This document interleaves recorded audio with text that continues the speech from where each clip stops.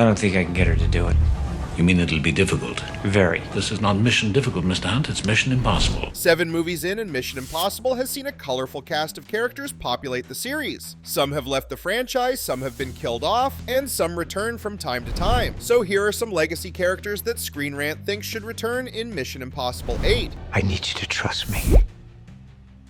One last time. Originally slated to take over the Mission Impossible series for a potentially departing Tom Cruise, Jeremy Renner's William Brandt was introduced in Part 4, Ghost Protocol, and we all know how Renner replacing Cruise turned out. It didn't, but Renner's run lasted for 2 action-packed movies. Brandt looks to be a thorn in Ethan Hunt's side, but quickly becomes an integral part of the IMF team. Renner returned for Rogue Nation, but supposedly left the franchise for 2 reasons. 1, to spend more time with his daughter, and 2, to prevent being killed off in Fallout. But since Brandt is most likely alive and well in the Mission Impossible universe, and Renner is still a big star, it makes perfect sense to bring him back for one final go-around. And we have a feeling that's what Mission Impossible, The Final Reckoning, will be doing with a variety of legacy characters. Ethan Hunt's fiancée from Mission Impossible 3, and the true love of his life, is Julia, played by Michelle Monaghan. Much to Ethan's chagrin, she gets caught up in the dangerous action of Part 3 and is taken hostage by Philip Seymour Hoffman's Davian. In Ghost Protocol, she's briefly seen living a new life, in a new city, with a new identity. Ethan has given her up to protect her, and she shows up again just a few movies ago in Act 3 of Fallout. While she has already appeared multiple times in the series, the ending of Mission Impossible 8 should give Ethan and Julia the true romantic reunion they deserve. Yes, he still might be reeling from the death of Rebecca Ferguson's Ilsa after their subdued romance, but Julia is the one that got away. And you don't actually think Ilsa is dead, do you? This is Mission Impossible after all. John Woo's Mission Impossible 2, easily the most lackluster of the series, does feature one of the greatest living actors of all time in an uncredited role. Basically a long cameo. Anthony Hopkins plays the head of the IMF,